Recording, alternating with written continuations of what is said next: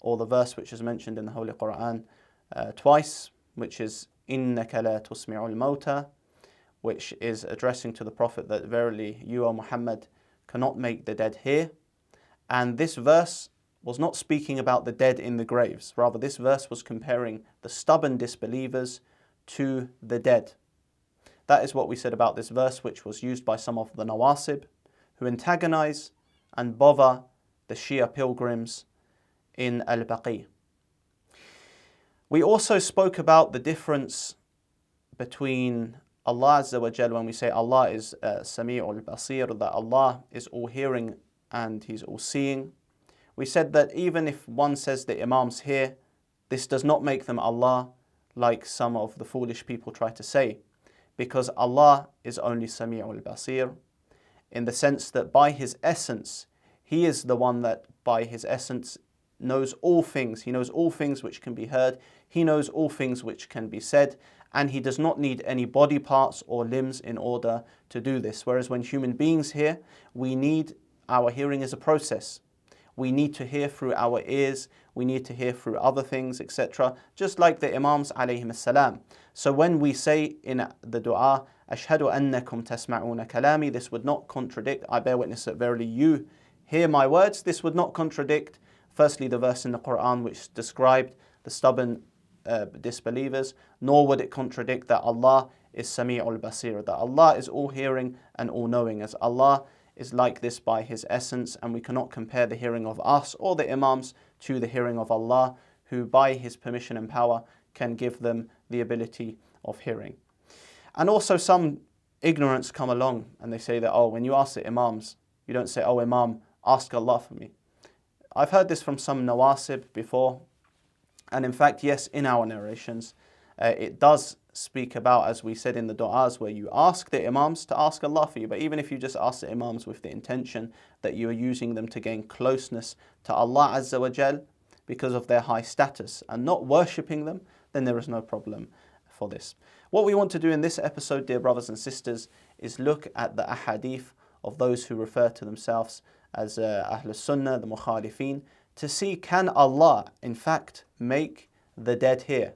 Is this something that happened according to their ahadith? And can the dead hear according to the narrations? If we get into it, we go into the first narration, which is from Bukhari. Inshallah ta'ala, we can put the reference across the screen, where it is narrated Ibn Shihab. These were the battles of Allah's Messenger, which he fought. And while mentioning, obviously, the Badr battle, he said, while the corpses of the pagans were being thrown into the well, Allah's Messenger said to them, have you found what your Lord promised true? So these were dead mushrikeen, polytheists who were killed, and their corpses were thrown into this well. Yet the Prophet Muhammad ﷺ, according to this narration, and there are many variations of this narration, if one searches the wording, they will find them. Allah's Messenger, the Prophet Muhammad, peace and blessings be upon him and his pure progeny, addressed them. Have you found what your Lord promised true? So Abdullah said, some of the companions, upon witnessing this, that the Prophet is, he's speaking to corpses, speaking to the dead, they said, Ya Rasulullah, tunadi nasan amwata? O Rasulullah, O Messenger of Allah, do you call upon people? Are you addressing people who are dead? Whereas the Messenger of Allah, what did he reply? According to their narration. Because many of these nawasib, they come and they say the dead cannot hear. And they use these verses of the Quran out of context which do not relate to this matter. So what does their authentic hadith say? The Prophet Muhammad ﷺ said, وَمَا أَنْتُمْ بِأَسْمَعَ لِمَا قُلْتُ مِنْهُمْ. You do not hear what I am saying better than they. And some say this means that the dead can even hear more better. But he was trying to show from this statement, the Prophet Muhammad ﷺ, according to their books, that the dead are not prevented from hearing So the companions said, why did the Prophet Muhammad, why is he addressing the dead? Yet the Prophet Muhammad in this narration, according to Bukhari, he said, وَمَا أَنْتُمْ بِأَسْمَعَ لِمَا قُلْتُ مِنْهُمْ, that you do not hear what I am saying better than them. So this clearly shows that the Prophet Muhammad sallallahu alaihi wasallam, he said in a general way that they are able to hear, their souls are able to hear the words when the Prophet Muhammad sallallahu alaihi wasallam was addressing them. And it's possible that they could even hear better than humans. And notice by the words here, because some of them try to say that no, this is just on a specific occasion, this was a miracle that happened. Notice on this specific occasion that the Prophet Muhammad sallallahu alaihi wasallam, he didn't restrict his statement and say that by a miracle they can hear now, or they can only hear at this moment because Allah Azza wa Jal made them hear. Rather, he said in a general way that you do not hear what I am saying any better than them. Some people might say that, okay, but what about the opinion of Aisha? Because she also recited the verse 𝗦𝗨𝗕𝗘 regarding this incident. And she also tried to say that it was only one occurrence that happened on this incident. Now what we say is that this opinion came from Aisha, and the companions differed about this. They differed about this incident of the dead hearing. And we say that she is not a proof upon us.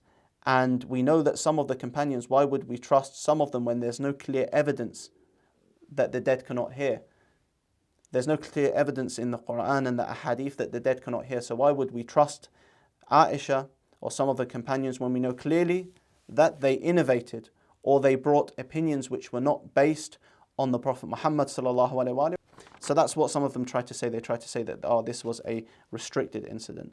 We go to Sahih Muslim on a second report where Anas bin Malik, he says that, because in the first report we see that it was some of the companions that asked. In this narration it says that Omar also asked.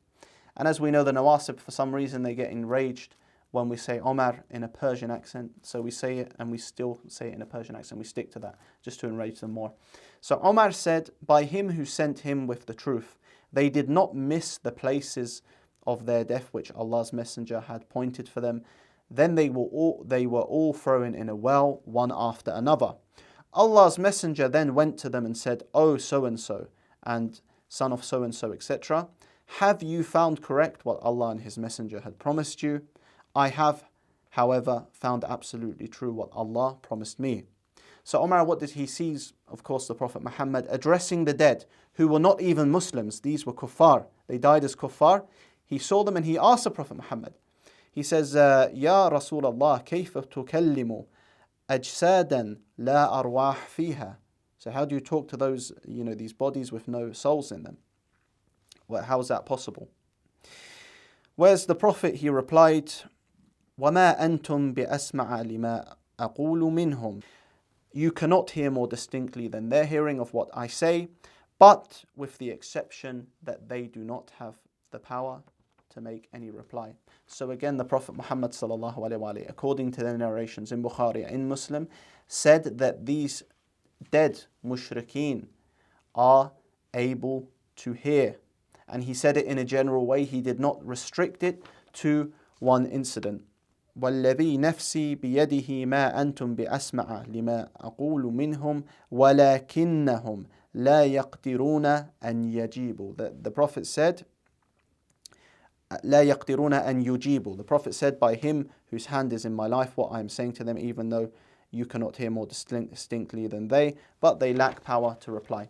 So when we analyze these incidents, we clearly see that the Prophet Muhammad sallallahu alaihi wasallam, he showed that these dead polytheists who were killed in the Battle of Badr, when they were thrown into the well, he addressed them and they were able to hear.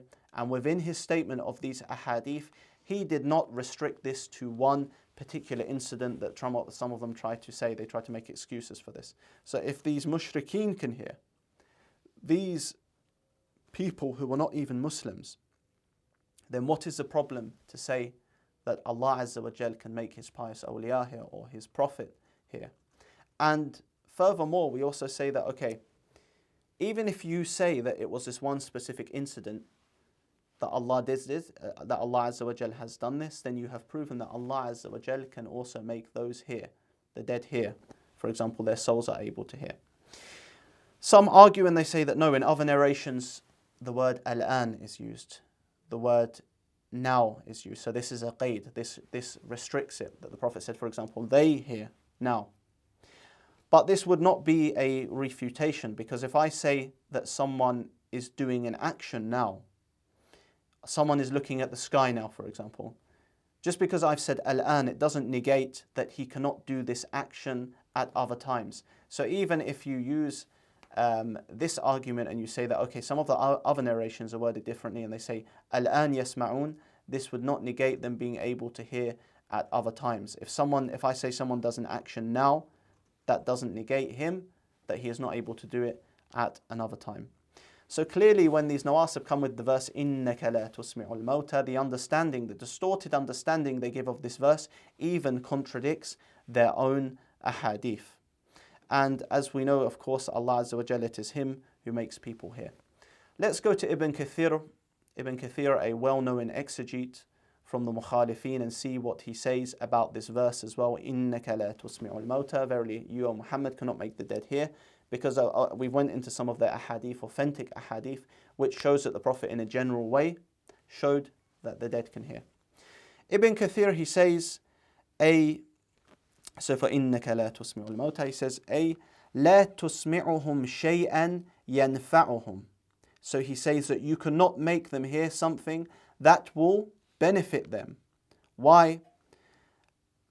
فَكَذَلِكَ هَؤُلَاء عَلَى قُلُوبِهِمْ غِشَاوَةٌ. So verily you cannot make the dead hear, meaning you cannot cause them to hear anything that will benefit them. So the dead, when they're in their graves, that's it. They've had their final reckoning, these people, or they are awaiting their final judgment. They are in the graves, and you cannot say anything to them that would benefit them, because now they are dead. Their time in this dunya to do good deeds and be good and follow Allah Azza wa Jalla and the pure religion of Islam, it was in this dunya. So you cannot say, make them hear anything that will benefit them. فَكَذَلِكَ هَؤُلَاء عَلَى قُلُوبِهِمْ غِشَاوَةٌ. So he also says, and the same applies to those whose hearts is a veil. So they have veils upon their hearts, and whose ears is a deafness of disbelief. So we see that Ibn Kathir, according to this tafsir of the verse, he gives it a metaphorical meaning, that the verse إِنَّكَ لَا تُسْمِعُ الْمَوْتَى does not mean that the dead now in their graves cannot hear. Rather, it is something which is metaphorical, because they are spiritually dead, and the words and advice you give them will not benefit them. They are gone, and that is their judgment. Regarding Ibn Taymiyyah, he also says in Majma' al-Fatawa, volume 5, page 364, however in different copies it may differ, he says, what is meant about this verse, so the verse إِنَّكَ لَا تُسْمِعُ الْمَوْتَى, what is meant in this verse, ayah, is the hearing of acceptance. When one hears and obeys, Allah likened the kafir to the dead who does not respond to the one that calls him, and to the animals who hear the voice but do not understand the meaning. Although the dead can hear the speech and understand the meaning, they cannot respond to the one who is calling them, and they cannot heed commands or prohibitions, so they do not benefit from them.